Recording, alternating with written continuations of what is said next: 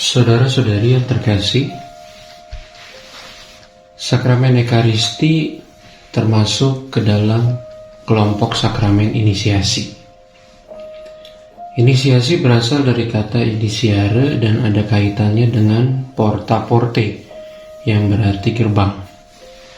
Hal ini mau mengatakan bahwa seseorang yang mau menjadi warga Katolik harus menerima 3 sakramen inisiasi terlebih dahulu. Ketiga sakramen dalam kelompok sakramen inisiasi ini adalah baptis, Ekaristi, dan penguatan. Sakramen Ekaristi dalam istilah yang sering kita gunakan adalah komuni kudus, atau dalam kerangka inisiasi kita sering menyebutnya komuni pertama. Dalam sakramen Ekaristi, kita menyantap tubuh dan darah Kristus. Ketika kita makan tubuh dan darah Kristus, sesuatu yang kekal itu mulai ada dan tinggal di dalam diri kita. Dengan menyantap hosti, benih kehidupan kekal sudah tertanam. Hidup kekal itu mengandung arti bahwa seseorang merasa nyaman dan tidak ingin keluar dari zonanya, serta akan selalu berusaha mempertahankan suasana itu. Istilah Ekaristi sendiri itu berasal dari bahasa Yunani, Eukaristein, berarti mengucap syukur, ucapan syukur.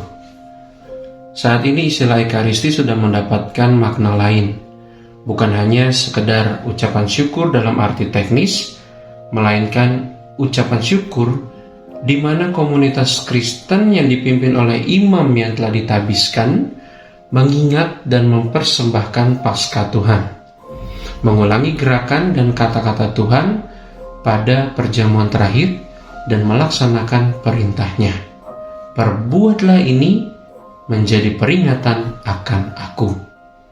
Pengorbanan Kristus dan gereja, komunitas yang berkumpul mempersembahkan kurban Kristus kepada Bapa. Perjamuan Paskah. Kehadiran Kristus yang permanen di dalam sakramen. Konteksnya, saudara-saudara yang terkasih, adalah perjamuan malam terakhir Yesus bersama para muridnya yang kita perbuat terus-menerus di dalam perayaan Ekaristi. Perbuat dalam arti tidak hanya dengan kata-kata, melainkan juga dengan tindakan. Yesus mengambil roti, memberkati, memecah-mecahkan, dan memberikannya kepada para muridnya. Kemudian ia mengambil piala, mengucap syukur, dan memberikannya kepada para muridnya. Jadi apa yang dilakukan Yesus dulu, lalu menjadi perintahnya kepada kita, artinya lakukanlah ini sebagai kenangan akan daku, sekarang dilakukan oleh selebran dari kaum klerus atau kaum yang ditahbiskan di dalam perayaan Ekaristi. Maka materia dari sakramen Ekaristi adalah roti dan anggur yang diubah menjadi tubuh dan darah Kristus, dan formanya adalah kata-kata terimalah dan makanlah, terimalah dan minumlah, dan seterusnya. Lalu ada istilah misa.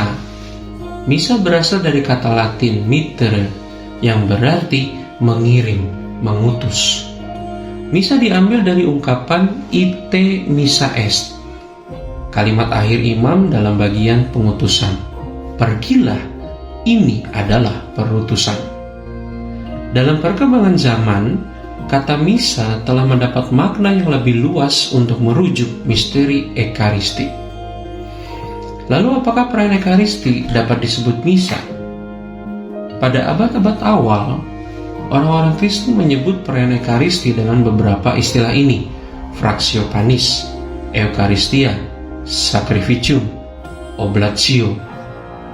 Dalam koleksi buku-buku liturgi Romawi, perayaan Ekaristi telah dikenal dengan istilah misa. Dalam perkembangan zaman, buku-buku liturgi yang digunakan untuk merayakan Ekaristi yang awalnya terpisah-pisah seperti Sakramentarium, Lectionarium, Antiphonarium digabungkan menjadi satu buku. Nah, nama dari buku ini diambil dari istilah misa, yaitu misale. Istilah misa tetap tidak berubah dalam kosakata Gereja Latin Konsili Vatikan II. Salah satu contoh yang kita kenal adalah buku Missale Romanum. Penggunaan tertua dari istilah misa yang digunakan untuk menyebut perayaan Ekaristi itu telah digunakan sejak tahun 386 oleh Santo Ambrosius dalam tulisannya. Dalam perkembangan bahasa, perkembangan istilah, nama misa setidaknya secara implisit mengandung referensi pada keseluruhan pokok perayaan Ekaristi. Dokumen Eucharisticum Mysterium yang dipromulgasikan pada 25 Mei 1967 hampir selalu menggunakan kata misa yang merujuk pada perayaan Ekaristi. Misa atau perjamuan Tuhan serentak dan tak terpisahkan adalah suatu kurban yang melestarikan kurban Kristus, kurban salib, suatu kenangan akan wafat dan kebangkitan Tuhan yang telah berkata, "Lakukanlah ini sebagai kenangan akan daku, sebagai peringatan akan daku." Misa sebagai perayaan Ekaristi bukan hanya tindakan Kristus, melainkan juga tindakan gereja. Sebab dalam Ekaristi, Kristus melestarikan kurban salib. Perayaan Ekaristi dalam kurban misa sungguh merupakan pangkal dan tujuan kepada sakramen Maha Kudus. Jadi jelas dari sumber-sumber atau dokumen ini, misa adalah keseluruhan pokok di dalam perayaan Ekaristi. Kita merayakan utuh dari awal sampai akhir misa, dari ritus pembuka hingga ritus penutup. Lalu ada pertanyaan, berapa kali Romo idealnya menerima sakramen Ekaristi?